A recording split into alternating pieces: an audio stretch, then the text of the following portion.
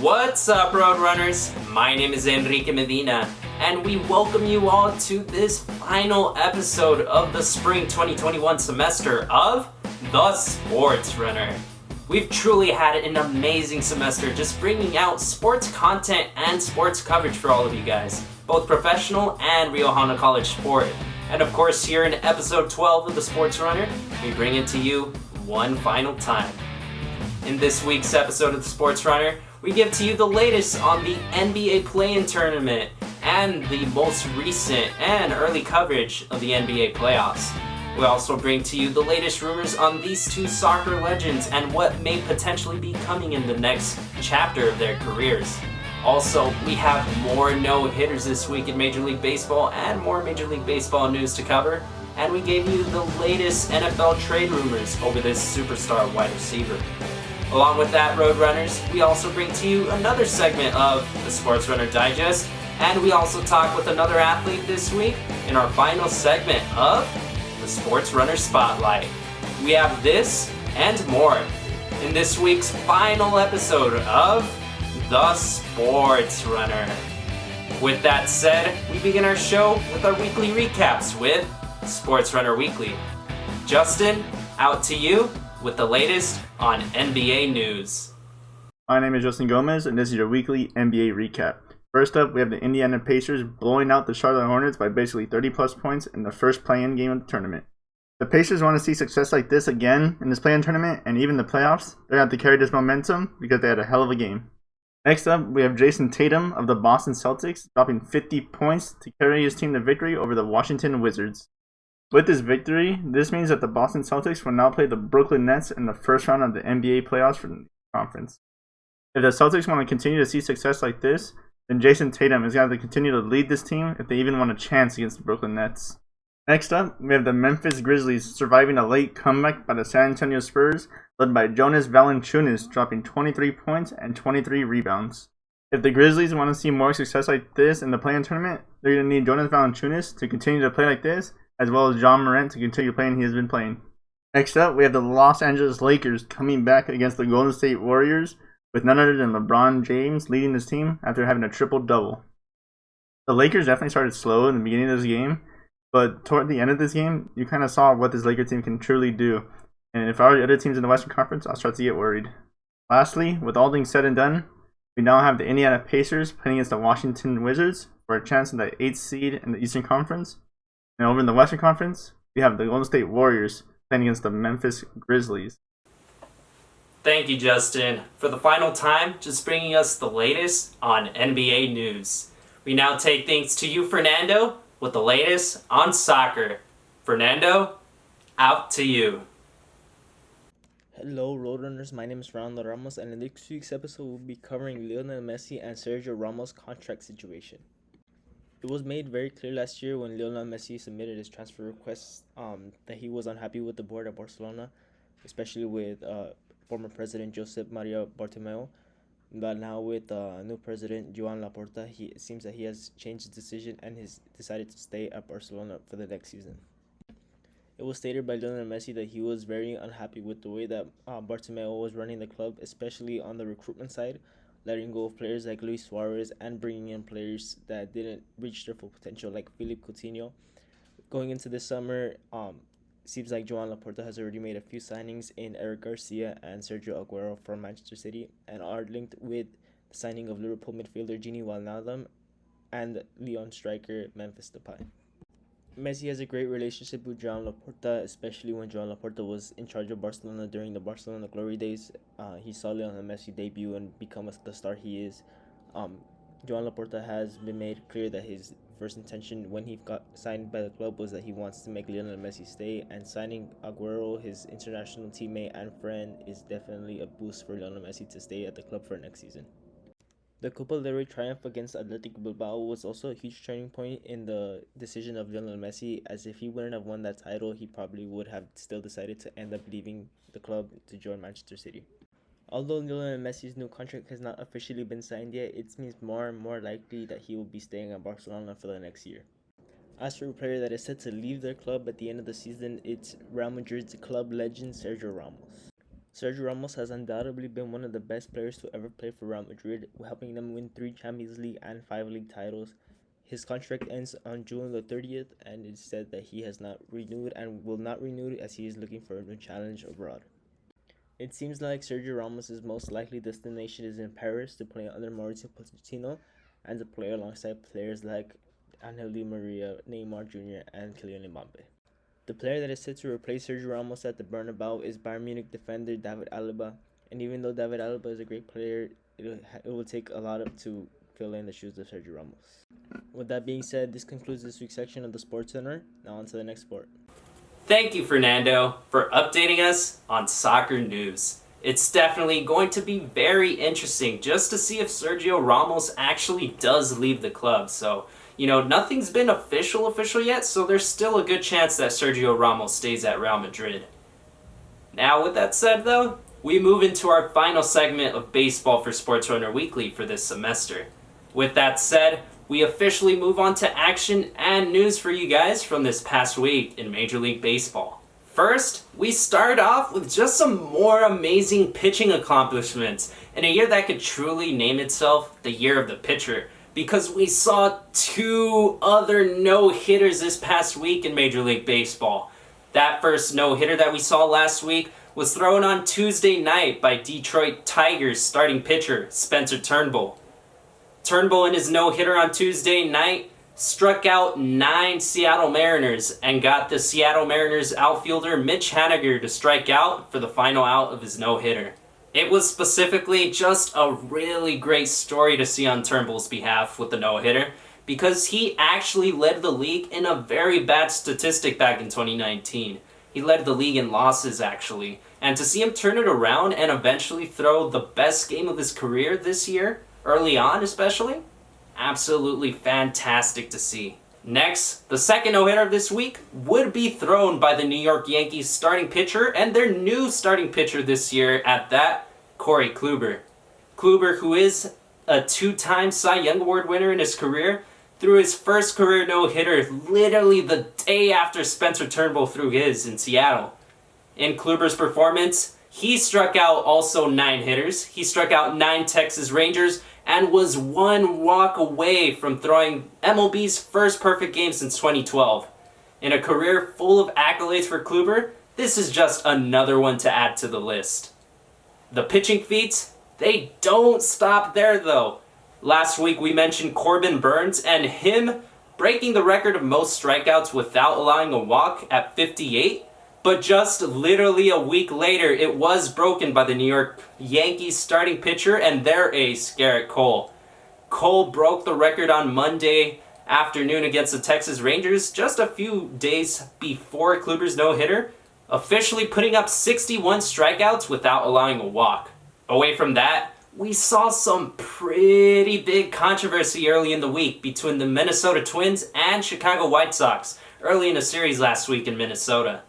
In the series, the White Sox Yermin Mercedes controversially hit a home run up 15-4 in the 9th inning last Monday in their ball game against the Minnesota Twins. Ultimately, his manager Tony La Russa saw that as something very unsportsmanlike and having a lack of respect for the opposing team, which in this case was the Minnesota Twins. Many fans across baseball were very critical of La Russa's comments and stance on it, and just his comments after the game. So expectedly so, the very next day, the Minnesota Twins retaliated, intentionally throwing at Mercedes. The pitcher who did throw at Yermin Mercedes was Tyler Duffy of the Minnesota Twins, who ultimately got suspended for 3 games for his actions. We saw some other fireworks this week, specifically on Friday night between the Los Angeles Dodgers and San Francisco Giants from San Francisco. Trevor Bauer led the way for the boys in blue with 11 strikeouts on Friday night, letting the Bay Area rival fans hear it once he was removed from the ballgame. Bauer stuck out his arms after leaving the ballgame, also pointing out to his ear, almost like he couldn't hear the boos of the San Francisco Giants fans. A really epic tease, if you ask me. Other than that, Roadrunners, let's run through some other quick news from baseball this week before we head into our standings recap. This week saw the Tampa Bay Rays trade away their starting shortstop Willy Adames to the Milwaukee Brewers. A move that ultimately led the Tampa Bay Rays to bring up one of their top prospects, Taylor Walls, to the majors. However, although it was Taylor Walls who got the call to the majors for Tampa Bay, it is figured that Tampa Bay's top prospect and MLB's #1 prospect, Wander Franco, he should be getting the call to the big leagues soon, so expect that at some point in the near future.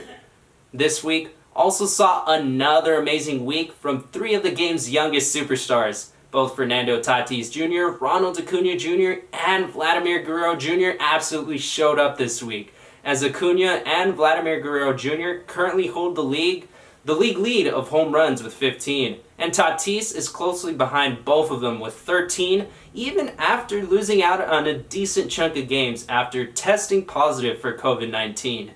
Similar to Tampa Bay, we also saw the Toronto Blue Jays bring up one of their top prospects. The Toronto Blue Jays specifically brought up their top pitching prospect, Alek Manoah, to make the start on Wednesday versus the New York Yankees.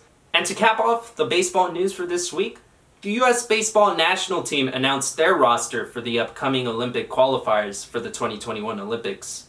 Those on the U.S. roster include ex-Dodgers outfielder Matt Kemp, ex-Cincinnati Red Todd Frazier, and current Boston Red Sox prospects Tristan Casas and Jarren Duran. The team will be managed by ex-Angels manager Mike Scioscia. Now, as far as MLB standings are concerned, as of the end of Monday, May the 24th, the Tampa Bay Rays' current 10-game winning streak allowed them to surpass the Boston Red Sox for first place in the American League East. Meanwhile, the Chicago White Sox continue to hold on to the top spot in the AL Central. As for the AL West, the Oakland Athletics hold a slim 1-game lead over the Houston Astros. Meanwhile, in the National League, the New York Mets hold a slim 1-game lead over the Atlanta Braves. The St. Louis Cardinals continue to hold their lead in the National League Central. And in the NL West, the San Diego Padres now hold first place, with the Los Angeles Dodgers not too behind, only behind by half a game. Well, with that said, Roadrunners, that will officially conclude this final segment of baseball for Sportsrunner Weekly for this semester. On my behalf, it was an absolute honor to update all of you with the most recent baseball news every week. For me personally, baseball is my favorite sport, so I had an absolute blast being able to do this for all of you. Other than that, again, my name is Enrique Medina. I now throw things out to you, Luke, with more on football. What's up, Roadrunners? This is Luke, and this is your last NFL recap. Tim Tebow was caught at Jaguars practice facility. He finally officially signed, and he will be rocking number 85. His jersey sales are already going through the roof. Got a large fan base down there, and so yeah, Tebow Mania is back. But what stole the spotlight was the Atlanta Falcons. They recently said that they were willing to trade their legendary wide receiver, Julio Jones. As we all know, Julio Jones is an absolute stud. Could be a top 10 wideout of all time. But as of recently, injuries have kind of plagued his seasons. He hasn't really been able to play a full season. I don't want to say he's not been able to play as himself or what we know him to be, but he's definitely been limited. So the Falcons, they said that they were willing to ship him out, and teams were quick to go to Twitter. AJ Brown, wide receiver from the Tennessee Titans, tweeted out like, "Hey man, I'll give you number 11. Like, you're my idol. Please come over here." We got DeAndre Hopkins, wide receiver for the Arizona Cardinals, saying that he would reconstruct his contract just to get Julio Jones over there. Jalen Ramsey's out here trying to get him to come to the Rams. It's just a bidding war right now. As of right now, only teams that have enough capital, enough money would be able to pick up Julio Jones. He does have a large contract. He is kind of injury plagued at the moment, so he's not really worth the first round pick that he would be, but he could definitely be taken for second rounds and third round picks and maybe some players. It's definitely making the offseason a lot more interesting, and wherever Julio goes, he'll most definitely make an impact, especially if he comes back a little bit healthier and takes his time to get back on the field. Other than that, that is your NFL recap, and thank you for watching the Sports Runner. A lot of great news from this week's weekly recaps, but let's get to hear a little bit more of what we heard on in Sportsrunner Weekly with the Sportsrunner Digest. Hello, Roadrunners, and we welcome you all back to this final segment of the Sportsrunner Digest for the spring 2021 semester, where we digest some of the information, of course, that you've listened to in Sportsrunner Weekly in more depth and more detail. With that said, unfortunately, we don't have Justin in the meeting today. He had some things he had to take care of. But we start off first with his section in the NBA, of course. So this week in the NBA, we had the start of the NBA playoffs. But before we had that, we had like a semi-section, I guess you could say, like before the playoffs started with the play-in tournament. So just to give you guys a brief overview on that and what it was a play-in tournament to see who would clinch the 7th and 8th seeds in both the Western and Eastern Conference. So to give you guys the breakdown, 8 teams make the playoffs in each conference. The way the play-in tournament worked, the 7th and 8th seed played for who would get 7th place in the conference, and then 9 and 10 would also play to see who won that game. Loser was gone, eliminated. Whoever won the 10 and 9 game would face the loser of the 7 and 8 game to see final spot in the playoffs. So to recap, in the Western Conference, the Lakers and the Golden State Warriors played in the 7th and 8th seed game, in which the Lakers pulled out a late game victory. And then in the 8th seed, 9th seed game, it was the 9th seeded Grizzlies who won their 10-9 game. So they faced the Warriors and actually defeated them on the road. So the Grizzlies got the final spot over Steph Curry and the Golden State Warriors. In the Eastern Conference, we had the Celtics beat the Wizards for the 7th seed, the 7-8 game, and then we had the Wizards. They beat the Indiana Pacers, who was the winner of the 9-10 game, to get that final spot. So 7th seed was the Celtics, 8th seed the Wizards, and the Western Conference, as I had mentioned. Lakers 7th seed, 8th seed was the Memphis Grizzlies. I wanted to get your guys' intake on what you guys thought of the play-in tournament. Do you think it's something that the NBA should do for future seasons? What are your guys' intake on that or input? I mean, personally, I think it's a cool idea. It gets more competition for the teams. It's extra for a Warriors fan, because they were already in the top 8, and to get knocked out by this new competition, it sucks for them. But I think it'll be interesting and more attractive for future seasons to, for teams that might not finish in that top 8, but still have the chance to, win a seat. I think it'll be interesting to see. I think it's just the right amount of like in NBA, like anything could happen. You have a 7-game series. In the play-ins, it's anything could happen. There's more of a sense of urgency. As we all know, like NBA ratings have been dropping, and I think like the play-in games will give you the games that NBA fans want to see. Like we got to see the Warriors versus the Lakers. Everyone wants to see that. Everyone wants to see Steph versus Bron. I think it's a pretty good thing. Like I said, it boosts sense of urgency. There's more competition. Obviously, like you might get like the big name matchups that you want, like how we just got this past week, like last weekend. I think it's totally I think it's the move. I think it's something that'll continue. I like it, and I like how it shakes up the playoffs a little bit. Right now, like the Grizzlies are going on a really good run. They just won their game earlier tonight. Like we get to see stuff like that, just like something that you never really expect to just catch fire and just go on a tear. So like I really like it. I like the setup, and I hope it continues. For me, I surprisingly wasn't too much of a fan of it. I'll be flat out honest. I understand that it's more suspense and things like that, but in a certain case for Golden State, for example, what does it take away from all the hard work that they put in throughout the whole year? Stephen Curry could be the perennial NBA MVP, and it takes away from that as well, like his chances of winning MVP. But I think more the aspect of I think it's the 7 and 8 game that I'm not too big of a fan of. I think the 7th seed should just have the 7th seed. Maybe if you want to do some type of format where the 10 and 9 play to see who gets to play the 8th seed and battle for that final spot, then maybe that.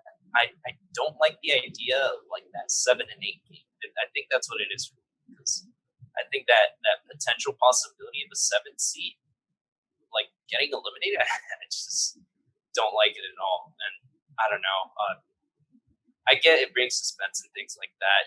It reminds me of an MLB this past season, this 2020 pandemic shortened season. They added an extra round in the beginning where it was a short 3-game series, best 2 out of 3, and the home team, the team who won more games throughout the year, they had a home advantage in all 3 games. So it reminds me a little bit about that to add some type of extra suspense. Even that I wasn't too big of a fan of. It was interesting for sure, but I think down the road I wouldn't like to see the NBA play in maybe a few years. It'd be interesting to see if my mind will change about it, but at this point, not too big of a fan, or maybe not the whole idea. But yeah, it'll be interesting to see how it goes throughout the years, see if it continues. But that said, let's move into our next topic. And Fernando, update us with what you got on soccer. So for this week, we had Lionel Messi and Sergio Ramos' contract situation. Messi, we all know that Messi was unhappy with the club last summer. He put in a transfer request. He was close to signing for Manchester City. And, for Luke, for a little context, Messi is, regarded as the best player in history of sports and of soccer, sorry. And for him just to leave because of how the club was being run and how financially and sportingly, he just didn't like the way the club was running. But it seems to change now. Barcelona have got new presidents. They brought in a lot of new players, new coaching staff. They won the Spanish Cup, which is, I guess was a turning point for Lionel Messi's decision to stay at the club. Signing Sergio Aguero. Sergio Aguero was the top goal scorer for Manchester City in their club history. So he's going to bring a lot of goals for Barcelona, sorry. And as well, he has a lot of experience playing with Messi, obviously playing for Messi in the Argentinian national team. And they're really good friends, so I think that's also another thing that kind of drawn Messi closer to staying at the club. As for another player that's not necessarily staying, is leaving, Sergio Ramos, Real Madrid club legend, Enrique, him well. He's set to leave at the end of the month. June 30th is his last day, and he's not gonna sign a new contract. It says that he's gonna be going to PSG. That's his most likely destination to play under Mauricio Pochettino. I would like to see what Mauricio Pochettino can get out of Sergio Ramos. He is getting older, but that talent is still there. And I don't know if you know this, Enrique, but Pochettino was a defender for PSG back in the day. Oh yeah, so, I've seen the pictures. Yeah, so I want to see how he can change Ramos's game. Even he gets older, maybe he's not as quick as he used to be. He can't move as fast, but his positioning and stuff like that can get better under Pochettino. But I just want to see what you guys think. More in the case of Lionel Messi. I want to see if you guys think it was okay for him just to put in that transfer request last summer just because he didn't think things were going his way, and now that things are going his way, he wants to stay. I just want to see what you guys think about that. Yeah, in Messi's case, I think he had every right to be mad with Barcelona because it's pretty evident that everything that could go wrong was going wrong. I mean, they lost in the quarterfinal 8-2, probably one of the top 3 or maybe the most humiliating losses in club history for sure. I think that. Yeah, I mean, that was terrible. I mean, everything with the club president that was going on. I mean, it had been a known situation for a while that he wasn't happy with the decisions he was making and everything with Barcelona. And I mean, I think he had every right to be mad with the team and put in that transfer request. And I know, as a soccer fan, it just feels weird for having that possibility of him going to Manchester City or somewhere else. The possibility of Messi leaving Barcelona is just crazy. It's like if Kobe ever left the Lakers or if Michael Jordan ever left the Bulls, at least during his prime. I mean, he did leave them. That was after his 3rd retirement or something like that. But yeah, he had every right to do so, in my opinion. I'm glad to see that things turned around because I think Barcelona needs him. La Liga needs him for sure in Spain. I don't know how that league would really hold itself together if he's not in it. And Ronaldo left a few years ago, and it's been tougher since then as far as the league, La Liga. It would suck for that league if he were to leave, but I'm glad to see that things have turned around. I mean, even Memphis Depay looks to be like he might be joining Barcelona this upcoming season, so it'll be interesting to see how he'll impact the team. But yeah, I think things are slowly turning up a bit. I think next season could be a very interesting turning point, though, as far as like Messi's kind of viewpoints on what he wants to do in the future. Because if things don't go good next year, we could have this whole same situation and this whole same talk again. Right. In the case of Ramos, I've been a huge fan of him. Like ever since I started following soccer, he's probably the player I followed the most. If there ever was a player I looked up to, it's probably him.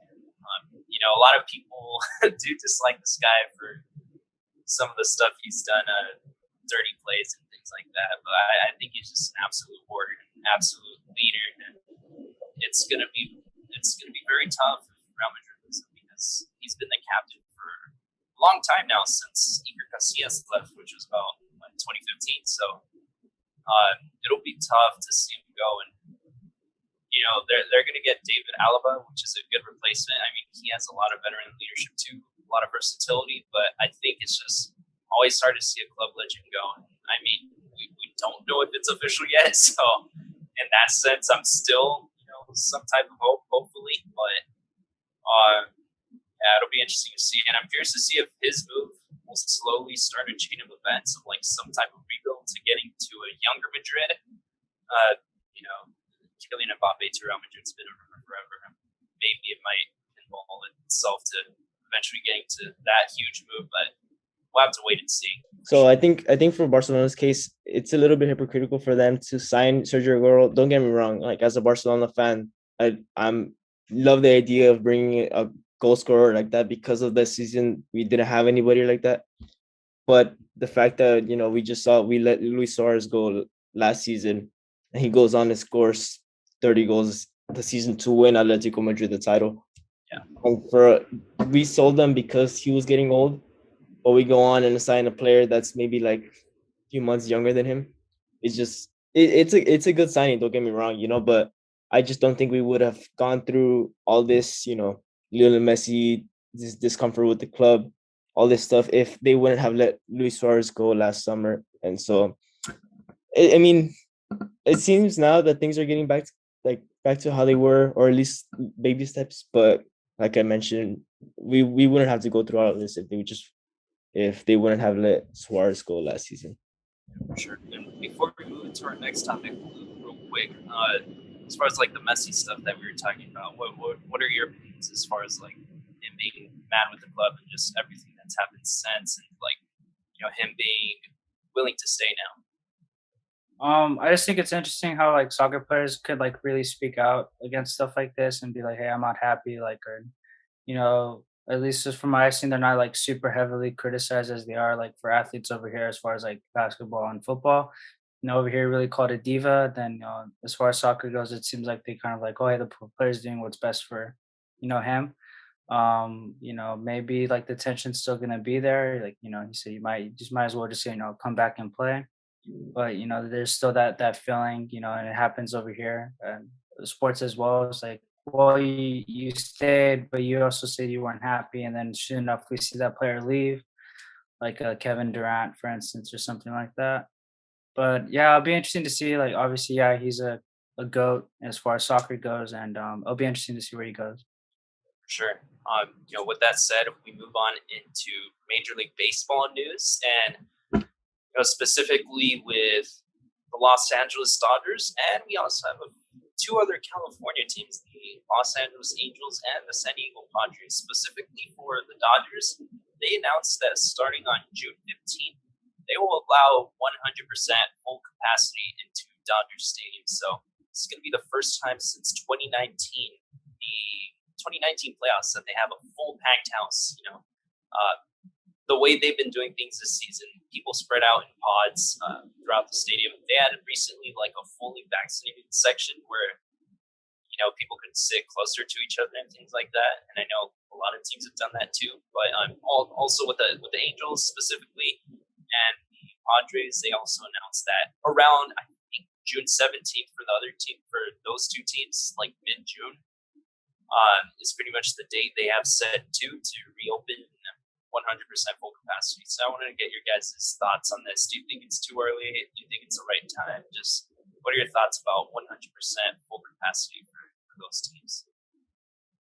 I honestly thought California would take like the longest out of like any professional sport. So I mean, I'm surprised, but I'm also like happy. We're doing pretty well. Like we're lowering in tiers as far as like COVID cases and all that. I'm looking forward to it. Luckily, I was able to go to Arizona and experience a game over there, and it was socially distanced, limited capacity. I'm just happy to get back to regular, almost to regular, full capacity, enjoying sports. What better time than now? Vaccines coming out, and I'm looking forward to it. I know ticket prices are going to be pretty expensive now, but I'm happy about the move. I think Texas was heavily criticized because it seems still pretty early, even though, cases like were slowly kind of declining, but, COVID was still at a all-time high. This seems like it was the right time to do it. And yeah, like I said, I'm happy. Yeah, I mean, as a sports fan, I'm the happiest I can be. But I mean, when it comes to like taking care of our health and doing stuff like that, I think it's the right timing, or it's a better timing than before. How Luke mentioned that in Texas they were getting criticized a lot because they were reopening the stadiums even when the COVID cases weren't as low as they are now. So, I mean, as long as people take care of themselves, they're fully vaccinated. People don't go around, just wanting to go catch a game even though they're sick or they spread the COVID around. As long as they take care of themselves, I think it's a good move. Obviously wear your masks and stay as social distance as possible, even though you're going to be kind of crowded. But no, I think it'll be good. I think it'll be good for the sport, be good for people's health, mental health. Getting back into the stadiums. Sure. So, yeah, I think it's a good move. Yeah, and I mean, I'm pretty much at the same stance with you guys. Just as long as each stadium has those guidelines of still wearing a mask and, if possible, social distancing.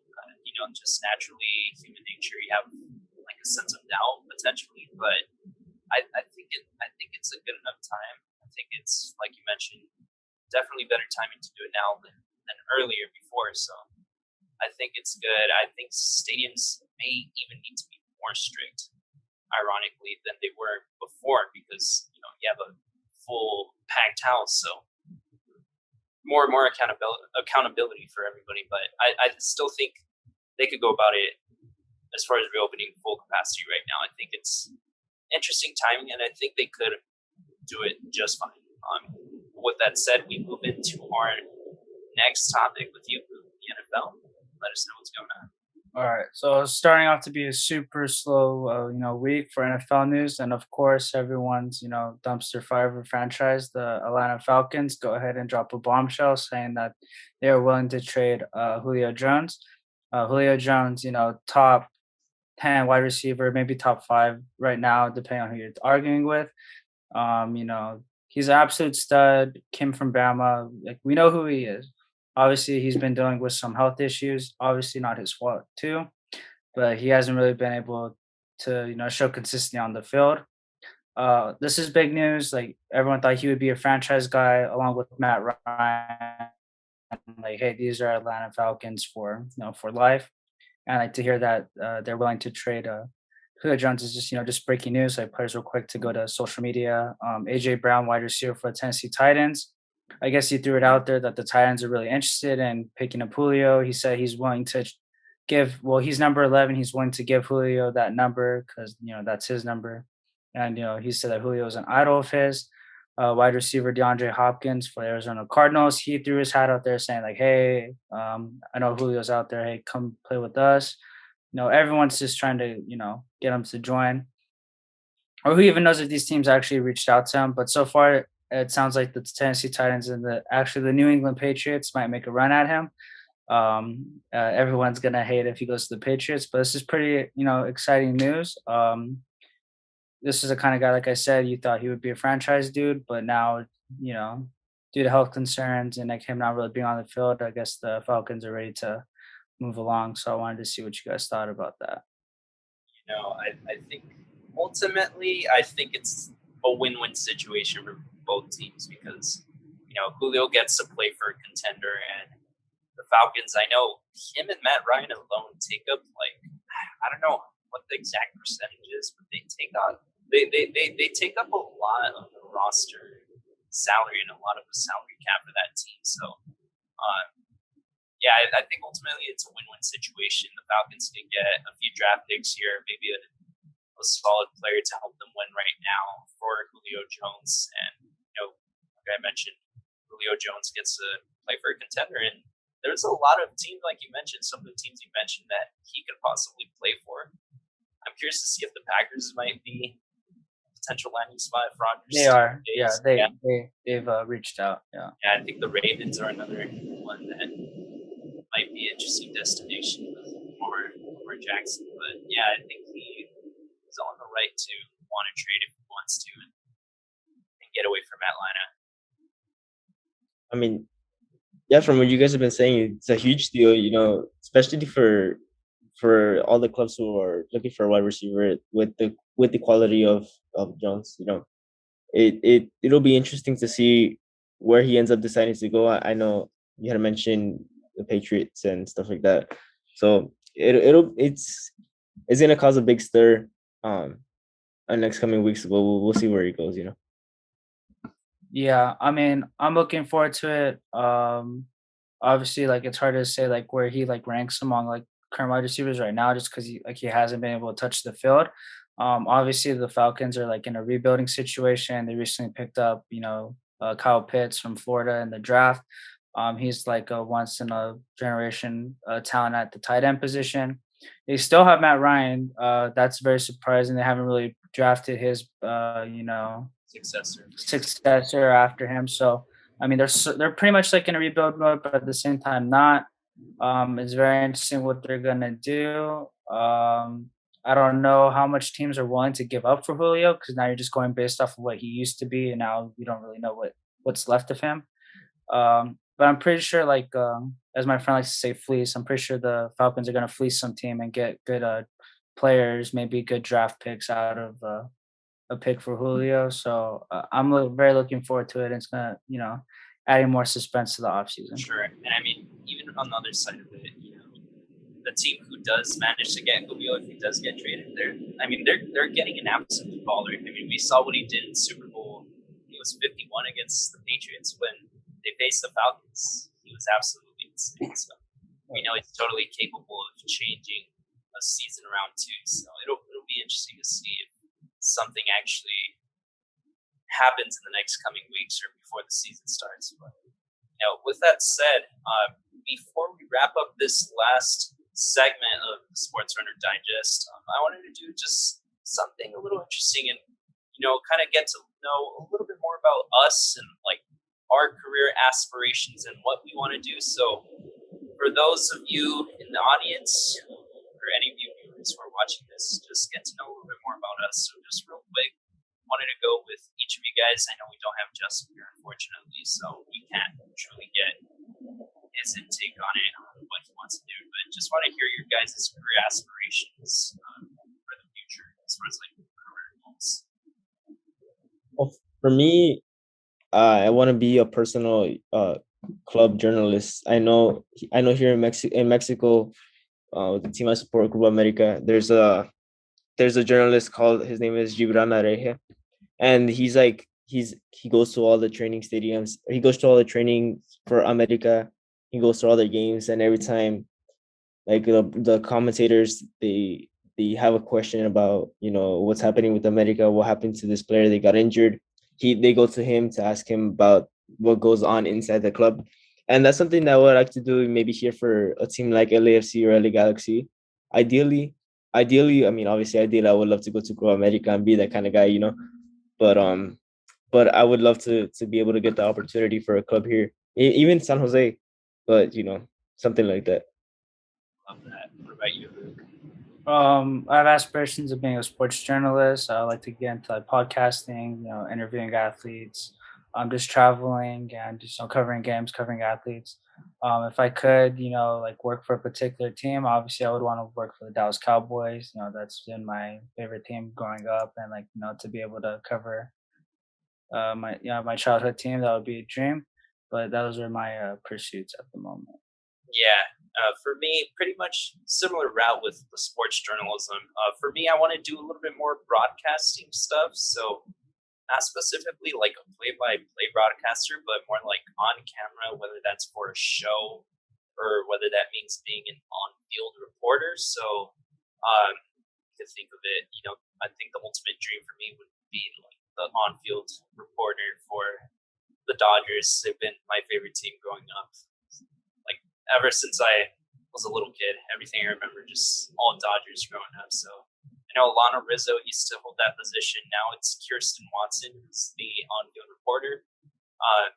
So something along those lines would be the ultimate dream. I also am really interested in just being part of a show, kind of like what we're doing here. So being part of a sports show, whether it's like an ESPN, First Take, SportsCenter, things like that. Either that or just being part of like a news production team, like just a regular news station covering sports for that. I think any of those along those lines just really fuel me and stuff I'm interested in. I know we couldn't get necessarily Justin's actual career goals, so I mean we wish him the best with whatever he wants to do in his future career, and I wish all of you guys the best. Hopefully, I'm rooting all you guys on, throughout this semester and future semesters, and of course for the future years. Hopefully, we could look back on this and say, this was the beginning right here in the sports running. So, I mean, hopefully here for even Rio Hondo, hopefully it's the start of something. So, thank you guys so much for being a part of this throughout this semester. And also, Justin, thank you guys. So, with that said, that's going to conclude this final segment of the Sportsrunner Digest. Again, I'm Enrique Medina, joined by Luke Perez, Fernando Ramos, and also we can't forget about Justin Gomez and everything he's done for us this semester. Well, with that said, that's going to wrap this episode up. Thank you guys. That's going to wrap this segment up. Thank you guys. Thank you. Before we head into this week's segment of the Sportsrunner Spotlight, I wanted to bring to you all, to your attention, some absolutely great news that we got last week.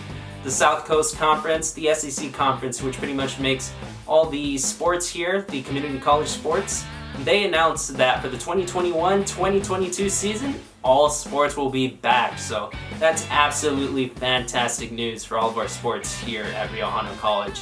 Besides that though, for this week's segment of the Sportsrunner Spotlight, we had the great opportunity to interview Brian Chavez from the Rio Hondo College men's soccer team. Brian, he's actually a good friend of mine, and he's also a good classmate of mine at El Paisano Media. So we get to hear a little bit more about Brian's story with soccer, a little bit more about his passion and love for the game of soccer, a little bit more also on the mentality he brings to the game every day, and just some other interesting parts of the story he has to tell. We have that and more in this week's final segment of the Sportsrunner Spotlight.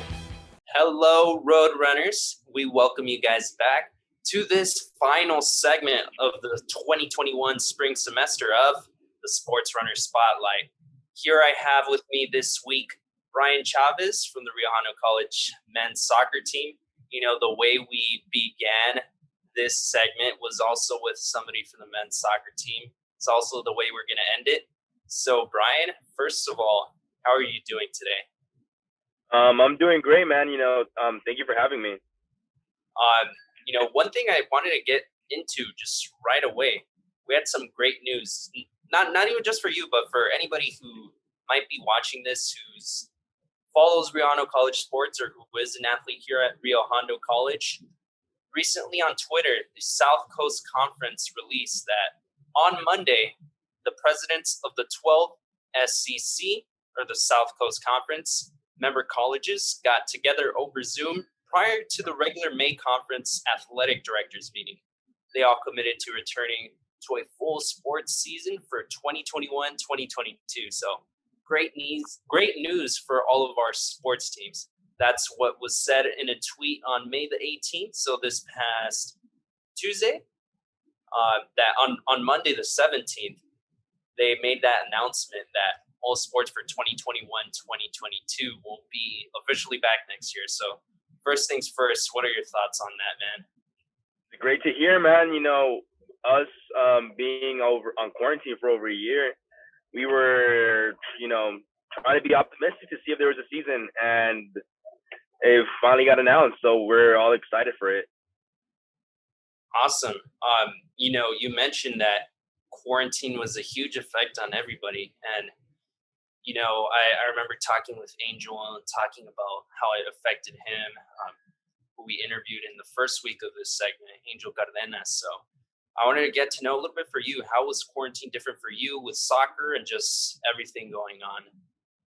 Well, like everyone, I'm pretty sure it had its ups and it had its downs, but it was totally different because from going to practice almost 4 times a week to just staying at home and joining Zoom, it's a completely different transition, and it was kind of hard to get accustomed to until coach started telling us like you got to train hard no matter what. Like, you never know, maybe like you said, now that we're having a season, we were training, I want to say we were all giving our effort beforehand, before we knew that there was going to be a season.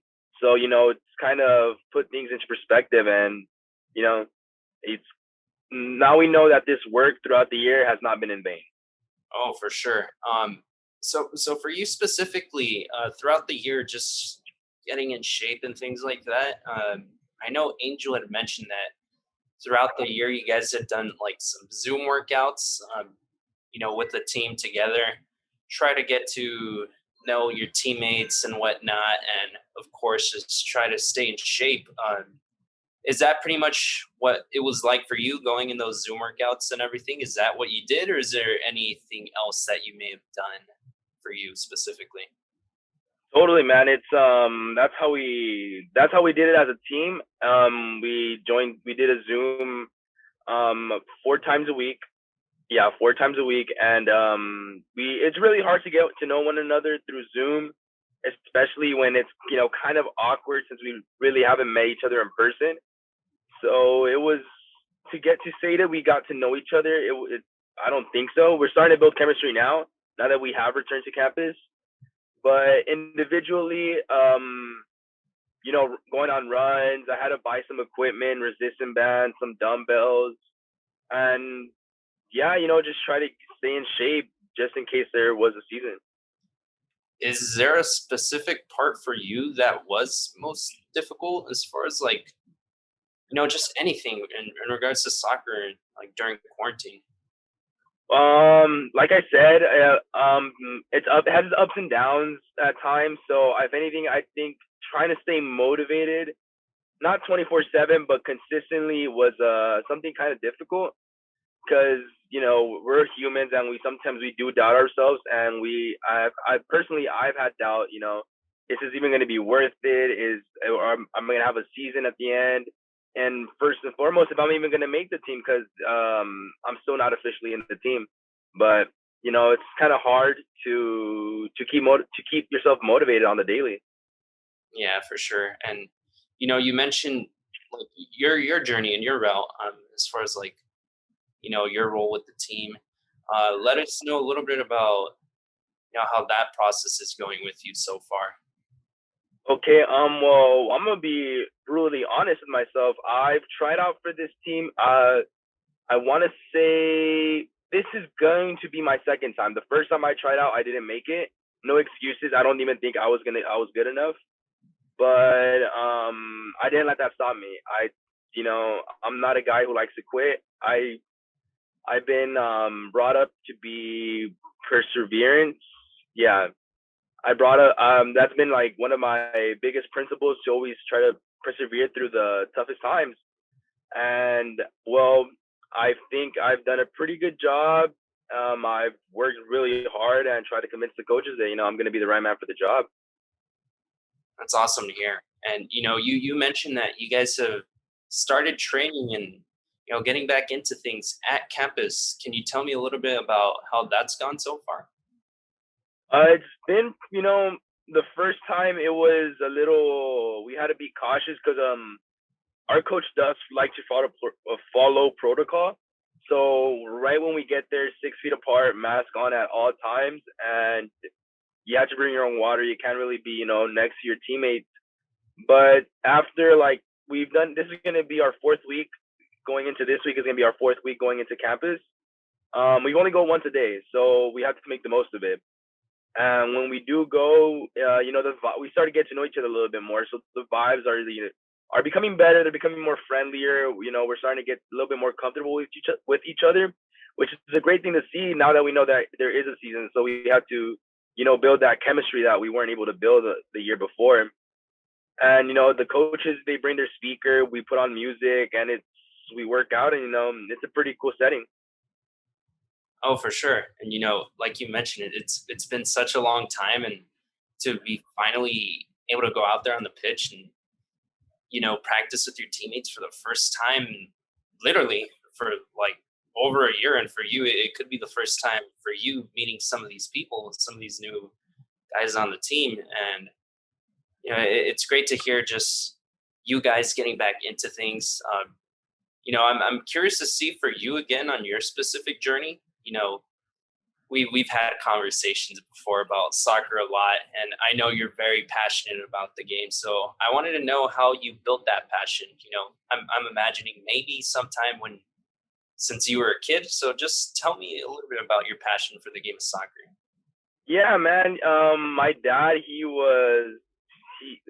from Salvador, and over there, the only sport they follow is soccer. So when since I was a little kid, he always used to watch the games. He never really played himself, but he did when he was at home. But when he came here, he never really played himself. But they took me into I want to say late age, because you hear most kids, they start at the age of 2 years old, and I haven't started till I was seven or eight, around that age, and that's a pretty late age compared to other kids. Mm-hmm. And even then, when I first started, I wasn't the best, and I knew it. I wasn't the best. I did work hard. That's the one thing I've always noticed. And yeah, I've always been the underdog, and it's always been my thing, even right now. But still, like I said, it's hard work, it beats talent 9 times out of 10, 10 times out of 10, I should say. Yeah, and you mentioned that hard work and fighting for a position. Can you tell me a little bit about what position you've played in the past and what position you might be looking at playing here at Rio Hondo?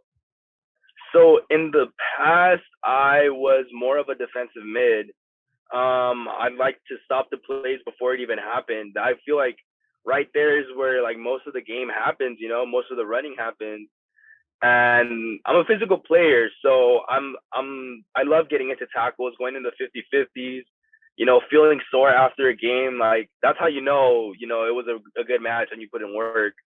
And now, since there is competition and coaches already do have a midfield set, player set for the midfielders, I see that there's a lot more playing time at center back, and I've had some experience there in the past as well. I have played center back before, so it's not the transition of becoming a defensive mid to center back is not going to be that hard for me, since I do have experience already.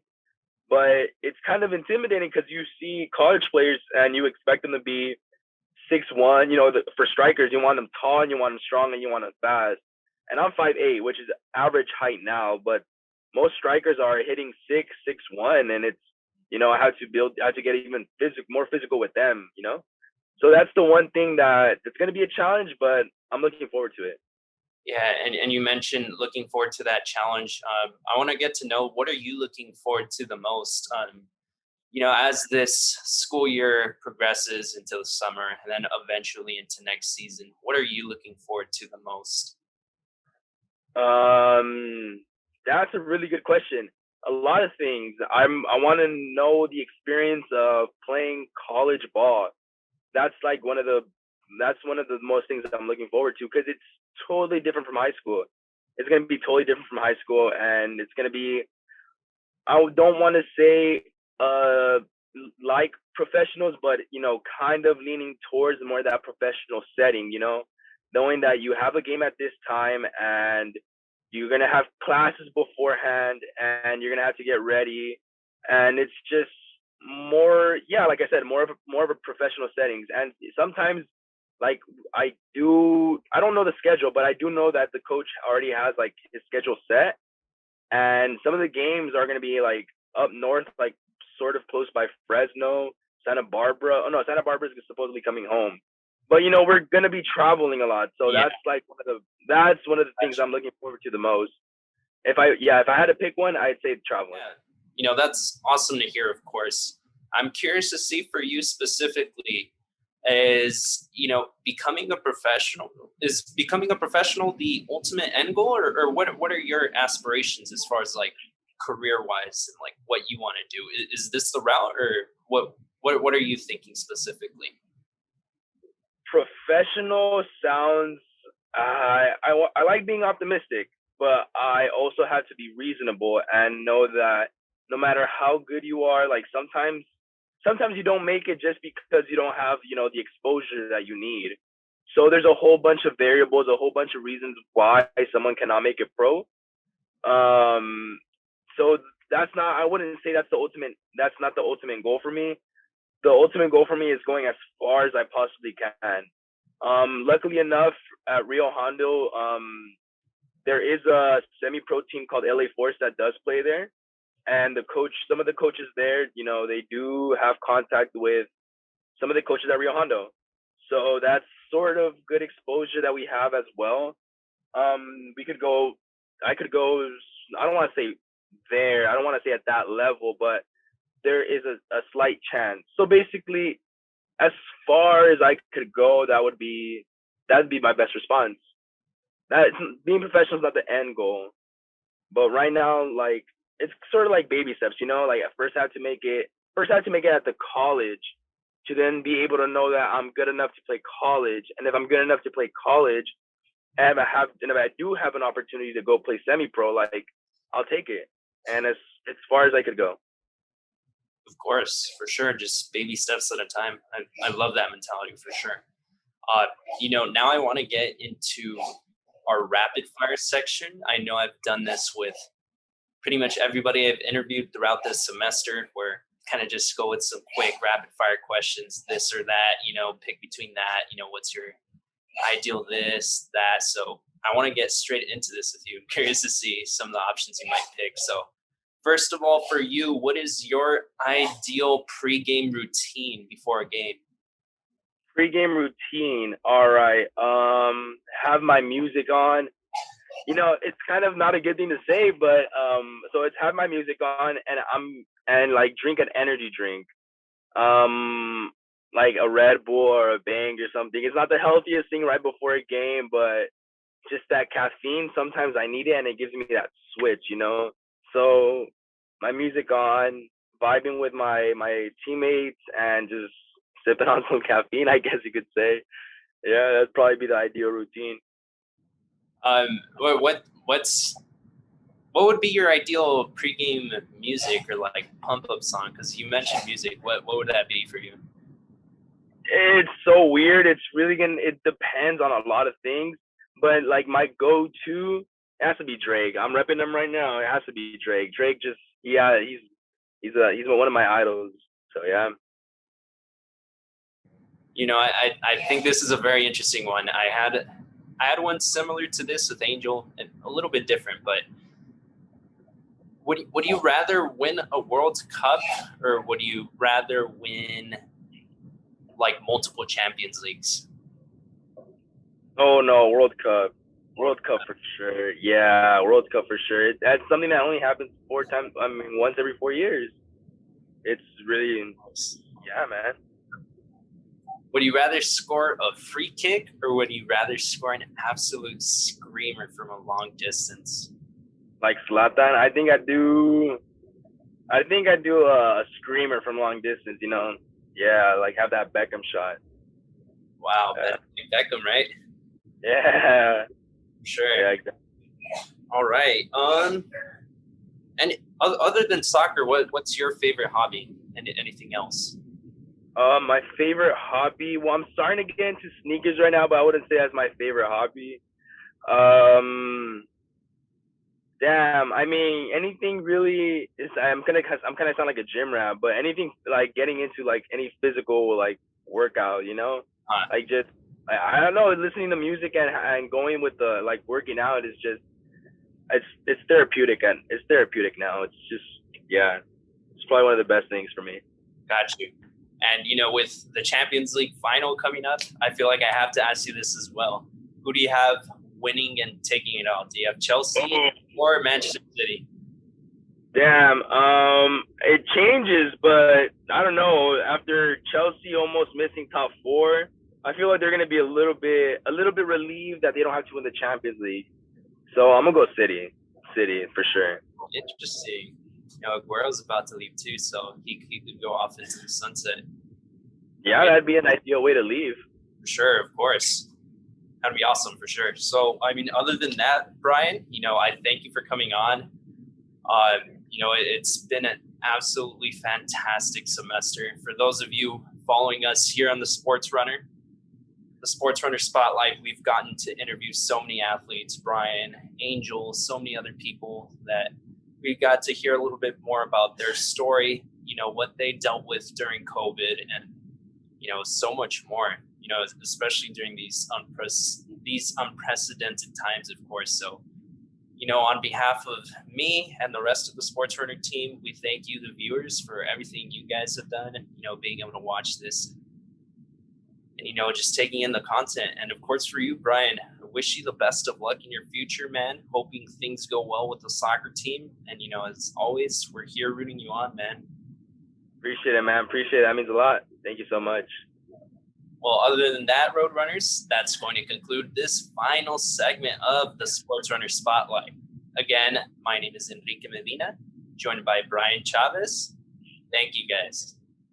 Again, Brian, thank you for coming on to the show. It was a great time getting to chat with you, to hear a little bit more about your story with soccer, and also hear in and tune in a little bit on the unique perspectives you have. We wish you nothing but the best for your future endeavors, wherever they may be. But with that said, Roadrunners, that officially puts a conclusion to this final episode of the Spring 2021 semester of The Sportsrunner. On behalf of all of our team, me, Fernando, Justin, and Luke, we thank all of you for your constant support in watching The Sportsrunner throughout this semester. We truly hope that this show could eventually become something special here at El Paisano Media. You know, we truly had an absolute blast just being able to cover sports throughout this semester for you guys. And honestly, for our team, it's something we'll cherish and we'll never forget it. So thank you so much to you, the viewers. Again, with that said, for the final time, don't forget to like, comment, subscribe, and share this video with anyone that you know. You can also check this episode out on our online website, elpaisanoonline.com. Don't forget to also follow us on social media at elpai media on Instagram. And on behalf of our team, for the final time, thank you for watching this week's episode of The Sportsrunner. Again, I'm your host, Enrique Medina, signing off.